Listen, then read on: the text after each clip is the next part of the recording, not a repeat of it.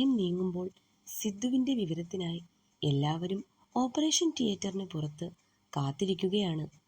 ബാലയുടെ ഉള്ളിൽ ഒരുപാട് സംശയങ്ങളും നിറഞ്ഞു നിന്നിരുന്നു. എന്നാൽ അതൊന്നും ഇപ്പം ആരോടും ചോദിക്കണ്ട എന്ന് തന്നെ ബാല തീരുമാനിച്ചു. എല്ലാം തന്നോട് സിദ്ധു തന്നെ പറയുമെന്ന് അവൾക്ക് ഉറപ്പുണ്ടായിരുന്നു. അവൾ തൻ്റെ ഓപ്പോസിറ്റ് ആയിട്ട് ഇരിക്കുന്ന ആ 2 പേരെ നോക്കി. ഏകദേശം 65 വയസ്സും പ്രായം തോന്നിക്കുന്ന വളരെ ഗൗരവം നിറഞ്ഞ മുഖം. അത് സിദ്ധുവിൻ്റെ അച്ഛനായിരുന്നു. കൂടെയുള്ളത് ആരാണെന്ന് ബാലയ്ക്ക് മനസ്സിലായില്ല. കുറച്ച് സമയം കഴിഞ്ഞതും ഓപ്പറേഷൻ റൂമിൽ നിന്നും ഡോക്ടർമാർ പുറത്തേക്ക് വന്നു. എല്ലാവരും പെട്ടെന്ന് തന്നെ ഡോക്ടറുടെ അടുത്തേക്ക് ചെന്നു. സർജറി കഴിഞ്ഞു, ഇനി പേടിക്കണ്ട, ഡോക്ടർ പറഞ്ഞു. അത് കേൾക്കെ എല്ലാവരിലും ഒരു ആശ്വാസം നിറഞ്ഞു. ഞങ്ങൾക്ക് സിദ്ധാർത്ഥിനെ ഒന്ന് കാണാൻ കഴിയുമോ? സിദ്ധുവിൻ്റെ അച്ഛനാണ് ഡോക്ടറിനോട് അത് ചോദിച്ചത്. സോറി സാർ, ഇപ്പോൾ കഴിയില്ല. സർജറി കഴിഞ്ഞിട്ടേ ഉള്ളൂ. പേഷ്യൻറ്റിനെ ഇപ്പോൾ കയറി കാണുന്നത് റിസ്ക് ആണ്. കാരണം അത് ഇൻഫെക്ഷനുള്ള ചാൻസ് കൂട്ടുകയുള്ളൂ. റൂമിലേക്ക് മാറ്റുമ്പോൾ നിങ്ങൾക്ക് അയാളെ കാണാം. ഡോക്ടർ അത്രയും പറഞ്ഞ് നടന്നു. മാധു ബാലയെയും വിളിച്ച് അടുത്തുള്ള കസേരയിൽ പോയി ഇരുന്നു. മറ്റുള്ളവർ എന്തൊക്കെയോ സംസാരത്തിലായിരുന്നു. അപ്പോഴും തന്നെ ഗൗരവത്തിൽ നോക്കുന്ന സിദ്ധുവിൻ്റെ അച്ഛൻ്റെ മുഖത്തേക്ക് ബാല ഒന്ന് നോക്കി. ആരുമായോ ഫോണിൽ സംസാരത്തിലാണ് എങ്കിലും ആ മുഖത്ത് ഗൗരവം തന്നെ. ബാല പെട്ടെന്ന് നോട്ടം മാറ്റി തല താഴ്ത്തിയിരുന്നു. ബാല, വളരെ പതിയെ മാധു ബാലയെ വിളിച്ചു. അവൾ എന്താ എന്ന പോലെ മാധുവിനെ നോക്കി. ആ മുഖത്ത് എന്താ ഇത്ര ഗൗരവം എന്നല്ലേ നീ ഓർക്കുന്നത്? നിന്നോട് അങ്കിളിന് ദേഷ്യമൊന്നും കാണില്ല. സ്വന്തം മകൻ അച്ഛൻ അറിയാതെ വിവാഹം കഴിച്ചെന്ന് കേൾക്കുമ്പോൾ ഏത് അച്ഛനായാലും ദേഷ്യപ്പെടും. അത്രേ മഹിയെങ്കിലും ചെയ്തിട്ടുള്ളൂ, മാധു പറഞ്ഞു. ചേച്ചിക്ക് അവരെയൊക്കെ അറിയോ? ബാല ചോദിച്ചു. ആരെയൊക്കെ? മാധു തിരിച്ചു ചോദിച്ചു. സിദ്ധുവിൻ്റെ അച്ഛനെയും മറ്റും. മാധു ഒന്ന് ചിരിച്ചു. അറിയാം ബാല, നന്നായിട്ടറിയാം. സിദ്ധു ഒരിക്കലും ഒരു അനാഥനല്ല. അവന് കാത്തിരിക്കാനും സ്നേഹിക്കാനും വലിയൊരു കുടുംബം തന്നെയുണ്ട്. അതുകൊണ്ടാണ് അവന് ഒരു അപകടമുണ്ടായി എന്നറിഞ്ഞപ്പോൾ ഉടനെ അവൻ്റെ അച്ഛനും ഏട്ടനും എത്തിയത്. ഏട്ടനോ? അത് സിദ്ധുവിൻ്റെ ഏട്ടനാണോ? ബാല ചോദിച്ചു. അതെ, ഏട്ടനാണ്. സായി മഹാദേവൻ, അതാണ് ഏട്ടൻ്റെ പേര്, മാധു പറഞ്ഞു. പിന്നീട് ബാല ഒന്നും ചോദിക്കാൻ നിന്നില്ല. അച്ഛാ വരൂ, എത്ര നേരം എന്ന് വെച്ചാ ഇവിടെ ഇങ്ങനെ? അതുകൊണ്ട് ഞാനിവിടെ ഒരു റൂം എടുത്തിട്ടുണ്ട്.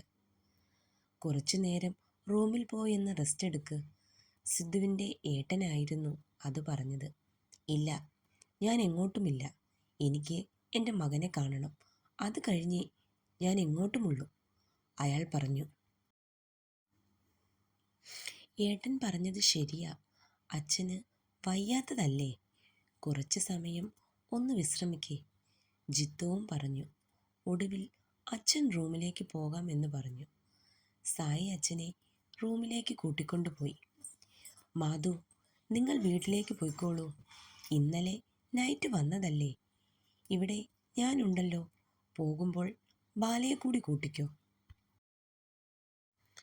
സിദ്ധുവിനെ റൂമിലേക്ക് മാറ്റുമ്പോൾ ഉച്ച കഴിയും.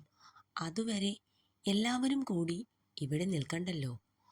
വൈകുന്നേരം വന്നാൽ മതി നിങ്ങൾ. പിന്നെ അങ്കിളും സായിയേട്ടനും ഇവിടെ തന്നെ ഉണ്ട്. അവർ സിദ്ധുവിനെ കാണാതെ ഇനി നാട്ടിലേക്ക് പോവില്ല.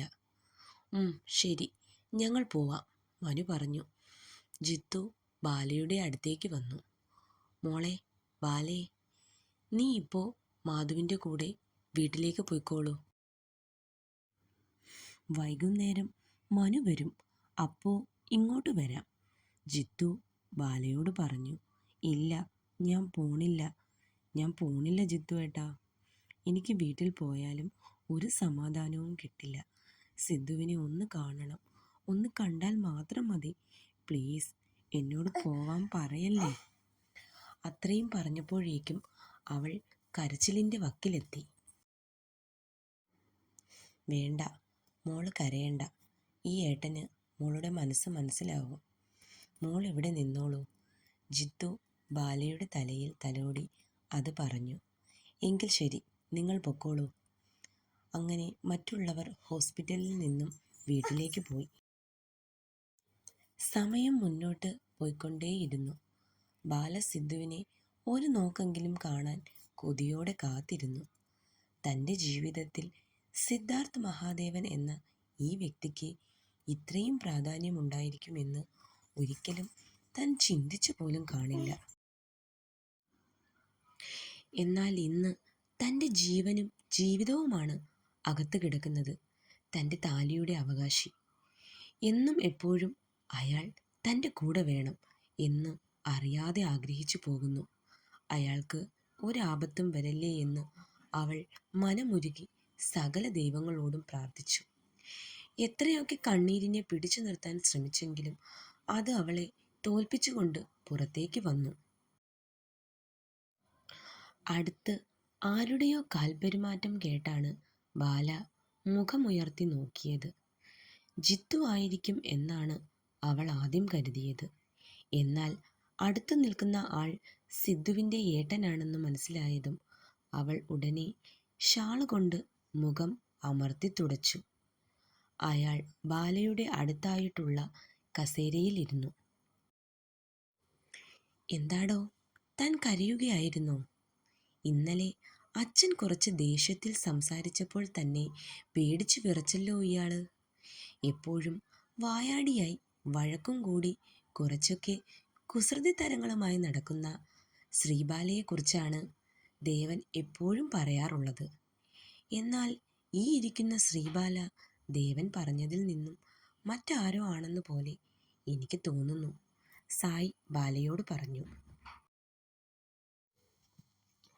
അവൾക്ക് സായ് ദേവൻ എന്ന് പറഞ്ഞത് ആരെയാണെന്ന് മനസ്സിലായില്ല. അത് അവളുടെ മുഖഭാവം കണ്ട് സായിക്ക് മനസ്സിലായി. സിദ്ധാർത്ഥിനെ ഞങ്ങൾ ദേവൻ എന്നാണ് വിളിക്കുന്നത്, അവൻ പറഞ്ഞു. ബാലയെക്കുറിച്ച് എനിക്ക് നന്നായി അറിയാം. ബാല സായ് പറഞ്ഞതൊക്കെ വെറുതെ കേട്ടിരുന്നു. ഇയാൾ എന്താ ഒന്നും മിണ്ടാത്തത്? എന്നോടും പേടിയാണോ? സായ് ചോദിച്ചു. അവൾ മറുപടിയായി ഒന്ന് പുഞ്ചിരിച്ചു.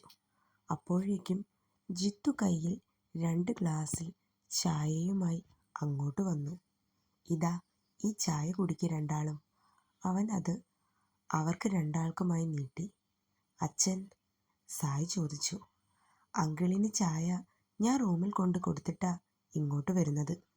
നിങ്ങൾ കുടിക്ക്, ജിത്തു പറഞ്ഞു. സമയം പിന്നെയും നീങ്ങിക്കൊണ്ടേയിരുന്നു. ഉച്ചയ്ക്ക് ആഹാരം കഴിക്കാൻ സായിയും ജിത്തുവും അവളെ വിളിച്ചു. എന്നാൽ വിശപ്പില്ല എന്ന് പറഞ്ഞു. അവൾ ഒഴിഞ്ഞു മാറി.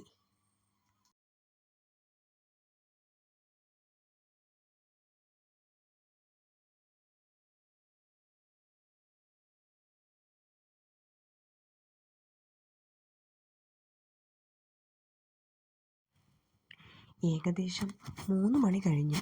സിദ്ധാർത്ഥിനെ റൂമിലേക്ക് മാറ്റിയപ്പോൾ മരുന്നിൻ്റെ മയക്കത്തിലാണ് സിദ്ധാർത്ഥ്.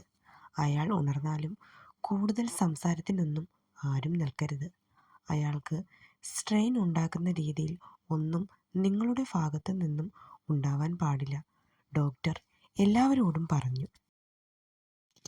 എല്ലാവരും സിദ്ധാർത്ഥിനെ കണ്ടു കഴിഞ്ഞ് റൂമിന് പുറത്തേക്ക് പോയി. ബാല മാത്രം അവനോടൊപ്പം ആ റൂമിൽ തന്നെ ഇരുന്നു. അവൻ കിടക്കുന്ന കട്ടിലിന് അടുത്തായി ഒരു കസേരയിൽ അവൾ ഇരുന്നു. പതിയെ അവൻ്റെ കയ്യിൽ പിടിച്ചു. ആ കൈകളിലേക്ക് മുഖം ചേർത്ത് വെച്ച് അവൾ ഇരുന്നു. മരുന്നിൻ്റെ എഫക്റ്റ് മാറിയപ്പോൾ സിദ്ധു പതിയെ മയക്കത്തിൽ നിന്നും ഉണർന്നു. കണ്ണുകൾ പതിയെ തുറന്നു. അപ്പോൾ കണ്ട കാഴ്ചയിൽ അവൻ്റെ ചുണ്ടിൽ ഒരു പുഞ്ചിരി വിരിഞ്ഞു. തൻ്റെ കയ്യിൽ മുഖം ചേർത്ത് പിടിച്ച് ഇരുന്നുറങ്ങുന്ന തൻ്റെ പെണ്ണ്. അവൻ അവളുടെ മുഖത്തേക്ക് തന്നെ സൂക്ഷിച്ചു നോക്കി. അവൾ നന്നായി കരഞ്ഞിട്ടുണ്ടെന്ന് അവളുടെ വീർത്ത കൺപോളകളും കണ്ണുനീർ ഒലിച്ചിറങ്ങിയ പാടും കണ്ടപ്പോൾ തന്നെ അവന് മനസ്സിലായി.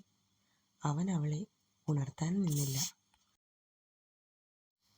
അവളുടെ ആ നിഷ്കളങ്കമായി ഉറങ്ങുന്ന മുഖത്തേക്ക് നോക്കി അവനും അങ്ങനെ കിടന്നു. കുറച്ചു കഴിഞ്ഞ് ബാല കണ്ണു തുറന്നു നോക്കിയപ്പോൾ തന്നെ നോക്കി കിടക്കുന്ന സിദ്ധുവിനെയാണ് കണ്ടത്. രണ്ടുപേരും പരസ്പരം കുറച്ചു നേരം ഒന്നും മിണ്ടാതെ ആ കണ്ണുകളിൽ തന്നെ നോക്കിയിരുന്നു. ഇരുവരുടെയും കണ്ണുകളിൽ അവർ പോലും അറിയാതെ പ്രണയം നിറയുന്നത് ഒരാൾ സന്തോഷത്തോടെ നോക്കി നിൽക്കുന്നുണ്ടായിരുന്നു. തുടരും.